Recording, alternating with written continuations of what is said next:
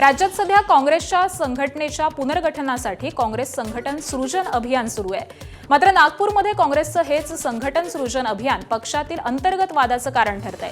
संघटनेच्या फेररचनेसाठी अखिल भारतीय काँग्रेस कमिटीकडून केंद्रीय निरीक्षण म्हणून अरुण यादव आणि महाराष्ट्र राज्य काँग्रेस कमिटीकडून पर्यवेक्षक म्हणून जिया पटेल आणि इतरांना पाठवण्यात आलेलं आहे। मात्र पर्यवेक्षक म्हणून आलेल्या जिया पटेल यांची काँग्रेसच्या काही स्थानिक नेत्यांसोबतची एका हॉटेलमधली भेट ही वादाचं कारण बनली आहे। काँग्रेसच्या एका गटानं पर्यवेक्षक जिया पटेल यांच्या भूमिकेबद्दल तीव्र आक्षेप घेतलाय। जिया पटेल यांनी एका हॉटेलमध्ये जाऊन पक्षाशी एकनिष्ठ नसलेल्या आणि पक्षविरोधी कारवाया करणाऱ्या काही स्थानिक नेत्यांची भेट घेतल्याचा आणि चिकन पार्टी केल्याचा आरोप काँग्रेस नगरसेवक आणि स्थायी समिती सदस्य अभिजित झा यांनी केलाय।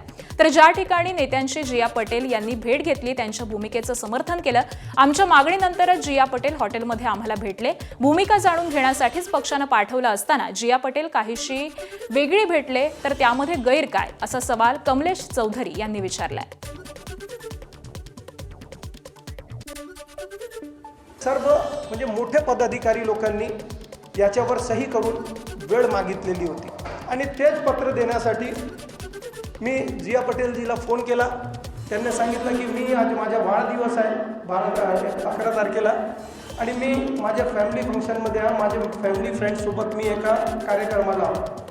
मी त्या कार्यक्रमाला गेलो, तिथे ते जेवण चारत होते, त्यांना मी ते पत्र दिलं। आपण त्या फोटोमध्ये सुद्धा पाहू शकता की माझ्या समोर कोणत्याही प्रकारची ताट किंवा ग्लास नाही आहे।